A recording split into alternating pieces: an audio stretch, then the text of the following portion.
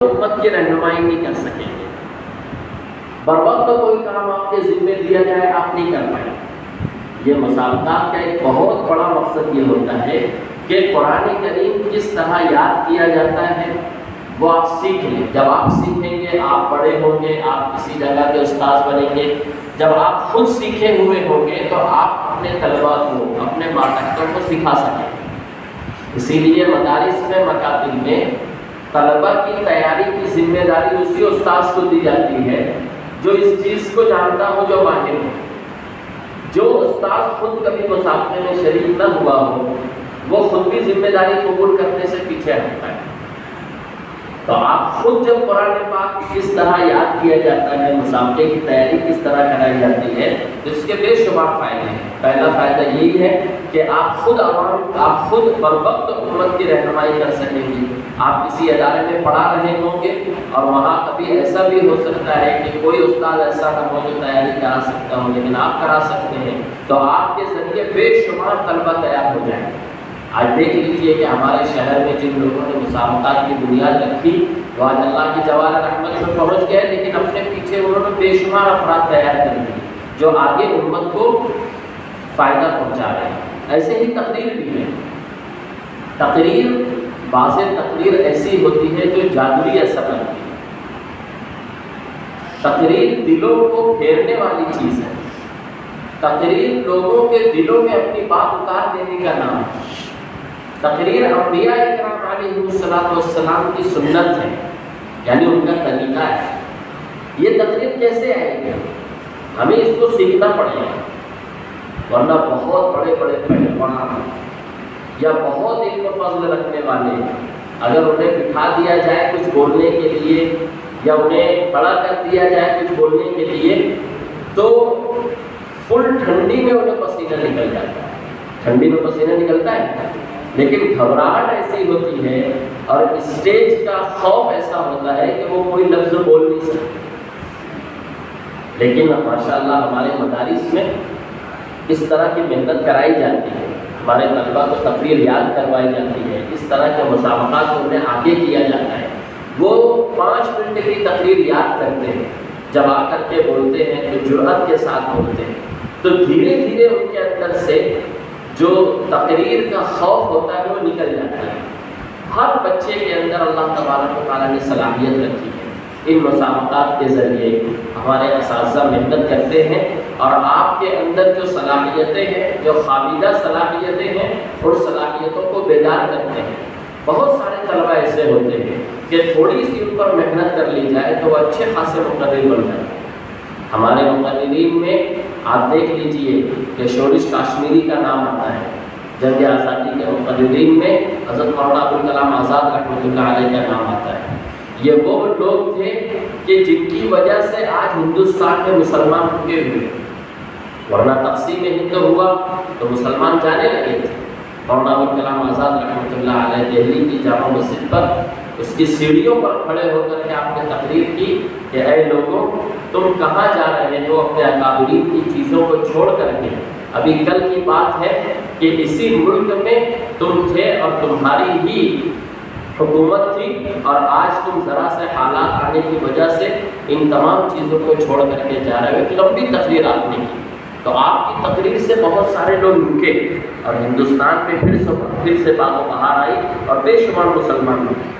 تو تقریر یہ ایسی چیز ہے کہ کسی کے ذریعے سے آپ اپنے مافی ضمیر کو، یعنی آپ جو کہنا چاہ رہے ہیں، اگر اس میں آپ کو ملکہ حاصل ہوگا، ہمت ہوگی، الفاظ درست ہوں گے، الفاظ کس طرح جوڑے جاتے ہیں یہ آپ سیکھیں گے، تو جو بات آپ کے دل میں ہے وہ آپ سامنے والے کو بتا سکتے ہیں۔ بہت سے طلبہ ایسا سوچتے ہیں کہ ہمیں مقرر نہیں بننا ہے۔ تقریر سیکھنے کا مطلب صرف مقرر بننا نہیں ہوتا۔ تقریر سکھانے کا مطلب یہ ہوتا ہے کہ آپ کو بولنے کا ڈھنگ آ جائے، آپ بولنے کا سلیقہ سیکھ لیں کہ کوئی بات کیسے بولی جاتی ہے، وہ بات کیسے مربوط ہوتی ہے، کہیں سے کچھ اٹھائے، کہیں سے کچھ اٹھائے، کہیں سے کچھ بول دیا، ایسا نہیں۔ اگر آپ مدرس بھی اچھے بننا چاہتے ہیں تو اس کے لیے آپ کی دل کی بات کو صحیح طور پر ادا کرنے کا سلیقہ آنا یہ ضروری ہے، اور یہ تقریر سے آئے گا، یہ محنت سے آئے گا۔ یہ مطالعے سے ہے۔ اگر کوئی بندہ بہت زیادہ مطالعہ کر لیا ہے، بہت علم و فضل اس کے پاس ہے، لیکن وہ کسی کے سامنے آ کر بولنے سے ڈرتا ہے، تو اس کے علم و فضل کا فائدہ عوام کو اتنا نہیں پہنچے گا جتنا مقرر کے علم و فضل کا فائدہ پہنچے گا۔ ایسے مقرر بنے کہ لوگ آپ کو سنیں تو سنتے رہیں۔ ایک صاحب تقریر کر رہے تھے، اب ان کی تقریر میں کوئی جان نہیں تھی، وہ کرسی پہ بیٹھ کے تقریر کر رہے تھے، اب مجمع دھیرے دھیرے دھیرے دھیرے اٹھ کر کے چلا گیا۔ ایک آدمی بیٹھا ہوا تھا، وہ بہت غصہ ہو گیا، کہنے لگے کسی کو کچھ سمجھتا نہیں ہے، سب ناقدرے لوگ ہیں، میری تقریر سننے والا اگر کوئی بندہ ہے، کوئی سمجھنے والا، کوئی طلب والا ہے تو صرف یہ ایک آدمی۔ اس نے کہا کہ بھائی صاحب میں اس لیے بیٹھا ہوں کہ جس کرسی پر آپ بیٹھ کر کے بیان کر رہے ہیں وہ میری ہے، تم اٹھو تو میں کرسی لے کے گھر جاتا ہوں۔ ایسے مقرر نہیں بننا ہے کہ کچھ بھی بولے جا رہے ہیں، نہ کسی کو سمجھا پا رہے ہیں، نہ خود سمجھ رہے ہیں۔ اچھا مقرر آپ کب بنیں گے، اچھے حافظ قرآن آپ کب بنیں گے، جبکہ آپ محنت کریں، آپ مسابقے میں آئے۔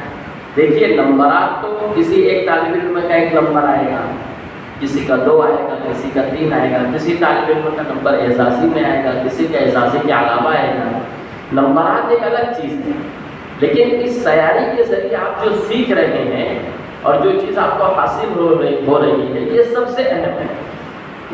اگر آپ کے اندر یہ چیز آ گئی کہ مجھے اچھی محنت کر کے آگے بڑھنا ہے، اس مسابقے کے ذریعے آپ نے سیکھ لیا اور بالفرض آپ کا نمبر نہیں بھی آیا تب بھی آپ کامیاب، تب بھی آپ کیا ہیں، کامیاب۔ تو ان مسابقات کو فضول نہ سمجھیں، ان مسابقات کو ایسے ہی نہ سمجھیں کہ اس سے کچھ حاصل نہیں ہوتا ہے۔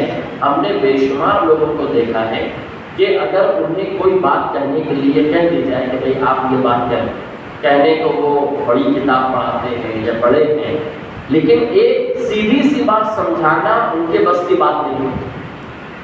کیوں نہیں ہوتی؟ کہ جو طریقہ سمجھانے کا ہوتا ہے وہ انہوں نے سیکھا نہیں ہے۔ جیسے ایک چھوٹا بچہ، اس کو بہت بڑی بات دے دی جائے وہ نہیں سمجھا پائے گا کیونکہ اس نے سیکھا نہیں۔ تو ایسے ہی بڑے بننے کے بعد بھی آدمی سیکھ نہیں پاتا کہ کس طرح بات کی جائے۔ اگر آپ اچھی طرح بات کرنے والے بن جائیں گے تو لوگ دین کی باتیں آپ سے سیکھیں گے، قرآن و حدیث آپ صحیح طریقے سے بتا سکیں گے۔ ان من البیان للسحر، بعض بیان ایسے ہوتے ہیں جو جادوئی اثر رکھتے ہیں۔ کتنے گنہگار لوگ ہوتے ہیں جو کسی آدمی کا بیان سن کر کے اپنی زندگی بدل لیتے ہیں۔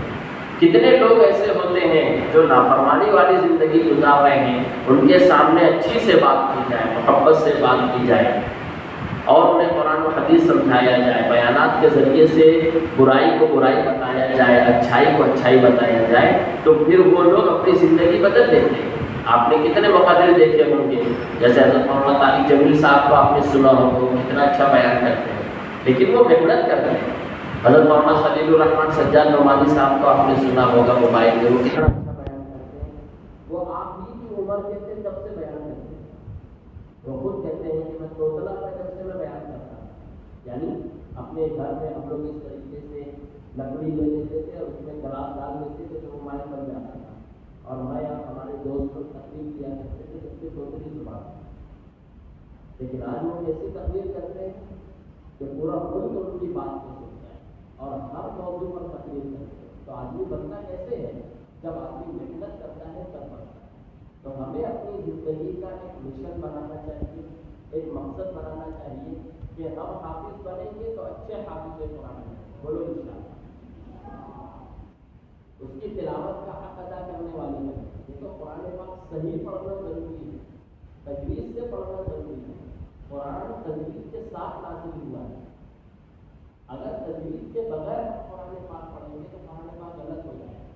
جیسے ہم یہ پسند نہیں کرتے کہ ہمارا نام کوئی بگاڑ کر دے، ہم پسند کرتے ہیں کوئی ہمارا نام بگاڑے تو ہمیں برا لگتا ہے، تو اللہ کے کلام کو بھی اگر غلط طریقے سے پڑھا جائے گا تو اللہ تبارک و تعالیٰ اس کو پسند نہیں کرتے۔ تو ہم محنت کریں گے انشاءاللہ، اچھے حافظ قرآن پڑھیں، مقرر بنیں گے تو اچھے مقرر بنیں، ایسے مقرر بنیں گے کہ قرآن پاک کو صحیح طریقے سے لوگوں تک پہنچا سکے، حدیث پاک کو صحیح طریقے سے لوگوں تک پہنچا سکے، اور اس کے لیے اسی محنت کی ایک طرح یہ مسابقات ہے، آپ کے اساتذہ آپ پر محنت کرتے ہیں تو ہمیں بھی اپنی محنت کو آگے لانا ہے۔ یہاں سے جانے کے بعد اس مسابقے کے بعد اور بھی مسابقات ہوں گے، اس میں حصہ لے سکتے ہو تو اس میں بھی حصہ لیں، جو کمی کوتاہی اس مرتبہ رہ جائے گی اس کو آئندہ ضرور کرنے کی کوشش کریں گے۔ یہ بہت بڑا کام ہے، افراد سازی اسی طریقے سے ہوتی ہے۔ اللہ تبارک و تعالیٰ اس نظام کے چلانے والے کو، ادارے والوں کو، اراکین کو اللہ جزائے خیر عطا فرمائے۔ آپ تمام کو اللہ تبارک و تعالیٰ بہترین حافظ قرآن، اچھا مقرر بنائے، زندگی کے تمام شعبوں میں اللہ تعالیٰ کامیاب فرمائے۔ باخر دعوانا الحمدللہ رب العالمین۔